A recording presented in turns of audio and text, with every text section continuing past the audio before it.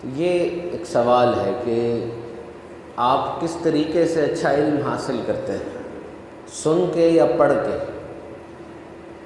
You acquire knowledge by reading اور by listening. آپ سب بیٹھے ہیں، میں بیان کر رہا ہوں، یہ بھی علم حاصل کرنے کا ایک ذریعہ ہے کہ آپ سن رہے ہیں۔ کتاب پڑھتے ہیں تو وہ بھی ایک ذریعہ ہے۔ یونیورسٹی آف کیلیفورنیا کی ریسرچ کے مطابق ان دونوں طریقوں میں کوئی خاص فرق نہیں ہے۔ اگر انسان کے دماغ کو دیکھا جائے تو وہ سن کر بھی اچھا علم حاصل کرتا ہے اور پڑھ کے بھی اچھا علم حاصل کرتا ہے، یاد بھی اس کو رہ جاتا ہے۔ ہاں، جس موضوع کے بارے میں کلام کیا جا رہا ہے وہ موضوع بھی دیکھنا ہوگا۔ اگر کوئی حساب کی بات کی جا رہی ہے، فزکس کی بات کی جا رہی ہے، مشکل فارمولے لکھائے جا رہے ہیں، تو ظاہری بات ہے پھر کوئی استاد سامنے ہوگا، سنا رہا ہوگا تو زیادہ آسانی ہو جائے گی۔ اور جب ایک کلاس روم کا ماحول ہوتا ہے کہ استاد سامنے ہے تو اس کے بولنے کا انداز وہ بھی میٹر کرتا ہے۔ وہ کسی کی آنکھوں میں آنکھیں ڈال کے سمجھاتا ہے، بچے کے رسپانس کو چیک کرتا ہے کہ بچہ بدتمیزی کر رہا ہے، بچہ نہیں صحیح پڑھ رہا۔ تو بہرحال دنیا کے اندر اب بہت سے لوگ جو پہلے کتابیں پڑھتے تھے اب انہوں نے کتابیں سننا شروع کر دی ہیں۔ They have transferred their mode of learning from reading to listening۔ Audio books دنیا میں آ گئی ہیں اور سننے کو وہ پریفر کرتے ہیں۔ لیکن یہ آپ کا اپنا مزاج ہے۔ کبھی کبھار انسان پڑھ رہا ہوتا ہے نا، یقین کریں پڑھتے پڑھتے کچھ اکتاہٹ سی ہو جاتی ہے تو وہ سننا شروع کر دیتا ہے، اور سنتے سنتے بھی کبھی کبھار بوریت ہو جاتی ہے تو وہ کتاب پڑھنا شروع کر دیتا ہے۔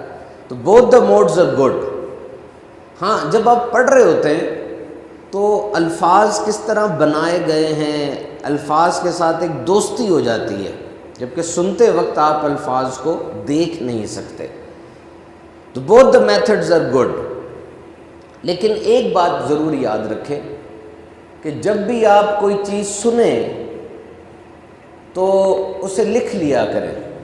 Try to write and there is no substitute of writing۔ No digital technology can replace the writing۔ کیونکہ آپ کے ہاتھ جب لکھتے ہیں اور آپ کے ہاتھ جب میسج لکھتے ہیں یا آپ پین پکڑ کے لکھتے ہیں تو آپ کا دماغ ری وائر ہوتا ہے، آپ کے دماغ کو وہ حرف بنانا آتا ہے اور سارا کچھ اس طریقے سے ہوتا ہے۔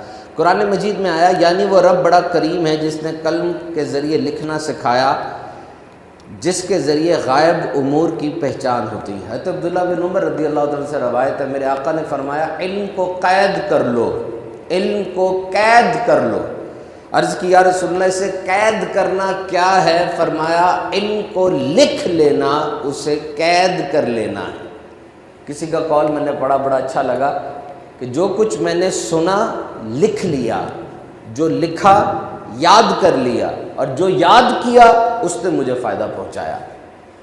بڑے بڑے علماء جنہوں کو لاکھوں احادیث یاد تھیں، ان سے کسی نے پوچھا کہ یہ کیا وجہ ہے کہ آپ کو یہ یاد رہتی ہیں؟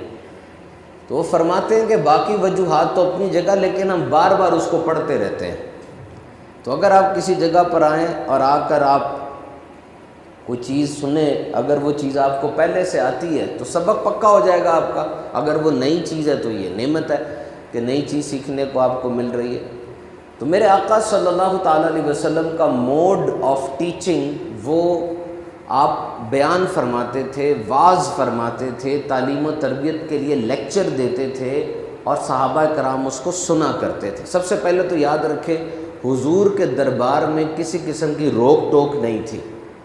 فقیر بھی آتے تھے، امیر بھی آتے تھے، غریب مسکین بھی آتے تھے، دولت مند بھی آتے تھے، اور وہ لوگ سوال کرتے تھے۔